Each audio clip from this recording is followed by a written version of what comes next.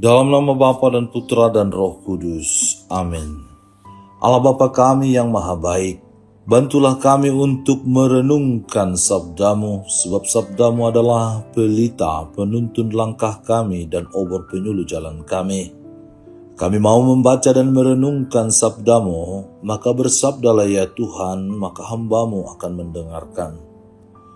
Penuhilah hati dan diri kami dengan sabdamu itu, sehingga kami menghidupinya dengan kebenaran. Bersihkanlah pikiran kami dari keinginan yang menyesatkan, dan selalu berjuang untuk mau membaharui diri kami pada masa prapaskah ini. Dengan pengantaraan Kristus Tuhan dan Penyelamat kami. Amin.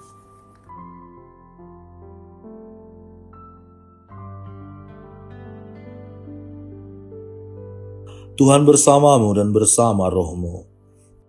Inilah Injil suci menurut Lukas, dimuliakanlah Tuhan. Sekali peristiwa, Yesus melihat seorang pemungut cukai yang bernama Lewi sedang duduk di rumah cukai. Yesus berkata kepadanya, "Ikutlah aku." Maka berdirilah Lewi dan meninggalkan segala sesuatu lalu mengikut dia. Dan Lewi mengadakan suatu perjamuan besar untuk dia di rumahnya, dan sejumlah besar pemungut cukai dan orang-orang lain turut makan bersama-sama dengan dia. Orang-orang Farisi dan ahli-ahli Taurat bersungut-sungut kepada murid-murid Yesus, katanya, "Mengapa kamu makan dan minum bersama-sama dengan pemungut cukai dan orang berdosa?" Lalu jawab Yesus kepada mereka, katanya, "Bukan orang sehat yang memerlukan tabib, tetapi orang sakit. Aku datang bukan untuk memanggil orang benar, tetapi orang berdosa supaya mereka bertobat." Demikianlah sabda Tuhan. Terpujilah Kristus.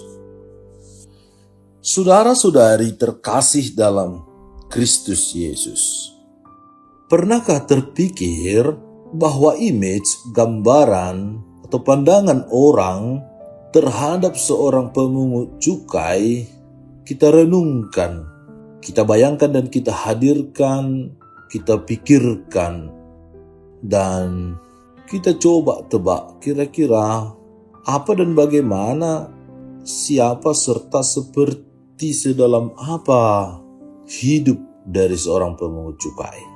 Dalam Injil hari ini kita mendengarkan bagaimana Yesus memanggil seorang pemungut cukai untuk mengikutinya. Sementara stereotipe petugas pemungut cukai tidaklah rahasia umum, kerap dianggap sebagai orang yang curang, yang korup, yang bersimbah uang haram, dan dia merupakan orang yang bersekongkol dengan penjajah yang memungut pajak untuk bangsa atau negara atau raja kerajaan yang menjajah pada masa itu ialah Romawi. Pasti di dalamnya ada proses memeras dan mencurangi. Dan itu sudah menjadi makanannya sehari-hari.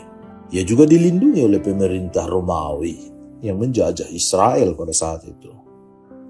Ia mengambil uang dari orang-orang sebangsanya, menindas sebangsanya, memiskinkan sebangsanya untuk memperkaya diri sendiri. Kalau zaman sekarang kita sangat amat kenal dengan para koruptor di bangsa kita ini, yang sering mengambil yang bukan haknya. Dan kita ketahui bahwa Yesus adalah seorang guru yang memiliki banyak pengikut dan ajarannya didengarkan. Maka tak heran jika seluruh sabda dan perkataan Yesus menarik orang untuk mengikutinya, sebab dialah sosok yang ideal. Tetapi apa yang terjadi dalam kisah pemungut cukai ketika bertemu dengan Yesus, yang mengajak Yesus untuk makan bersama-sama dengannya. Dan hal itu membuat penilaian dan kecemburuan kepada banyak orang. Tapi Yesus menjawab, bukan orang sehat yang membutuhkan tabib, tetapi orang sakit. Sikap orang banyak sangat kontras dengan sikap Yesus terhadap orang Lewi. Orang banyak menganggap Lewi sebagai manusia kelas 2. Mereka sama sekali tidak mau bergaul dengan Lewi. Tetapi sebaliknya Yesus menyambut Lewi tanpa membedakan status sosialnya. Orang banyak menganggap bahwa Lewi tidak mungkin memiliki status yang sama dengan mereka. Yesus hadir memulihkan status Lewi dari orang sakit menjadi orang sehat, dari status direndahkan menjadi status sama dengan orang lain. Yesus sang pembaharu mampu mengadakan pembaharuan total dalam diri Lewi. Pembaharuan yang dilakukan Yesus dalam diri Lewi berakal dari pembaharuan pusat kehidupan manusia. Pilihan Yesus atas diri Lewi barangkali membingungkan orang banyak. Sebuah teka-teki pada zamannya, pada abad pertama di Israel, para pemungut cukai tidak memiliki status dalam masyarakat Yahudi. Mereka dihina karena mereka bekerja untuk kekaisaran Roma, dan biasanya mereka memperagakan kekayaan pribadi yang mencolok, tentunya lewat pemerasan atas diri anggota masyarakatnya sendiri, bangsanya sendiri. Di sisi lain, pilihan pemungut cukai atas diri Yesus juga sama, penuh dengan teka-teki. Perubahan dan pertobatan dirinya yang mendadak. Dari seorang pemungut cukai yang tidak patut dipercaya menjadi seorang murid yang penuh gairah, tentunya mengejutkan setiap orang yang mengenalnya. Mengapa dia mau melepaskan pekerjaannya yang boleh kita katakan basah itu demi mengikuti seorang tukang kayu dari Nazaret yang berganti profesi sebagai seorang rabi keliling, sebagai pengajar, pewarta? Tentunya dalam hal ini uang bukanlah motifnya. Keputusan Lewi untuk meninggalkan segalanya dan langsung mengikuti Yesus memberikan petunjuk kepada kita mengapa Yesus memanggil dirinya. Karena Yesus memandang kedalaman hati Lewi dan melihat di hati itu ada rasa haus, kerinduan akan Allah, dan potensi untuk mengenali harta surgawi, kebahagiaan sejati. Lewi membuktikan Yesus benar ketika dia menerima undangannya untuk merayakan kehidupan barunya dalam sebuah perjamuan di rumahnya, di mana para pemungut cukai yang lain pun dan orang-orang berdosa pun dapat bertemu dengan Yesus. Dan sejak saat itulah Lewi tak henti-hentinya menawarkan harta kekayaan Injil yang tak ternilai harganya itu secara bebas biaya, semua free of charge. Saudara-saudari terkasih, pengalaman perjumpaan dengan Yesus yang adalah Tuhan mampu membaharui seluruh diri kita.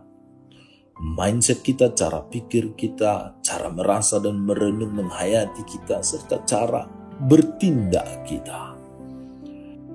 Perjumpaan Yesus dengan Lewi yang dianggap hina dan rendah, yang mendapat stereotipe yang tidak baik dari orang-orang sekitarnya, diubah oleh Yesus. Lewi mengalami pengalaman perjumpaan yang mampu mempertobatkannya, yang mampu mengubah seluruh hidupnya. Dan tentunya ia mensyukuri atas perjumpaan itu, sehingga ia mengundang Yesus untuk makan bersuka cita bersama dengannya. Sekalipun ia dianggap berdosa, tetapi Yesus melihat kedalaman hatinya. Apa relevansi yang bisa kita renungkan dari kisah ini? Saudara-saudari terkasih, kita sadari bahwa kita adalah manusia yang rapuh. Kita berasal dari debu. Dan kita terkadang merasa bahwa kita adalah sampah. Tak layak di hadapan Tuhan. Boleh jadi kita lebih kejam dari seorang Lewi yang mengkorupsi bukan saja waktu, tenaga, pikiran, tetapi juga kehidupan orang lain, hak orang lain dengan cara berbicara, cara bersikap, cara berpikir, dan tindak tanduk kita yang kita lakukan dengan sadar, dan itu membuat kita jauh lebih jahat daripada seorang Lewi. Umat Tuhan yang terkasih, kita telah memasuki masa prapaskah, retret agung. Kita dipanggil untuk mau memperbaharui, berrekonsiliasi dengan Allah, dengan dunia ini, dengan alam semesta, dengan sesama kita, dengan diri kita, dengan segala sesuatu yang memungkinkan kita jatuh ke dalam dosa. Mari saudara-saudari, kita sama seperti Lewi, mau mengikuti Yesus, mengundang Yesus, datang ke perjamuan bersama Yesus dalam sakramen-sakramen yang telah disediakan oleh gereja, sakramen tobat, sakramen ekaristi, lewat doa-doa dan deposi-deposi yang ada dalam gereja kita. Dengan itu kita mungkin mampu menjadi pengikut Yesus yang setia. Tuhan memberkati. Allah Bapa kami yang maha baik, kami bersyukur atas firman-Mu, sabda-Mu yang baru saja kami renungkan. Bantu kami untuk mampu mengikuti-Mu dengan setia, untuk membuang jauh dari pikiran, hati dan tingkah laku kami, di mana kami akan merugikan sesama kami. Jauhkan kami dari hal-hal itu sehingga kami menjadi pribadi yang selalu mengasihi sesama kami, mencintai sesama kami, sehingga kami dapat merasakan kebahagiaan dan sukacita serta keselamatan yang telah Engkau perjuangkan. Sebab Engkaulah Tuhan dan pengantara kami yang hidup bersama Dikau dalam persekutuan Roh Kudus kini sepanjang segala masa. Amin. Tuhan bersamamu dan bersama rohmu. Semoga saudara sekalian dilindungi, dibimbing dan diberkati oleh Allah yang Maha Kuasa, Bapa dan Putra dan Roh Kudus. Amin.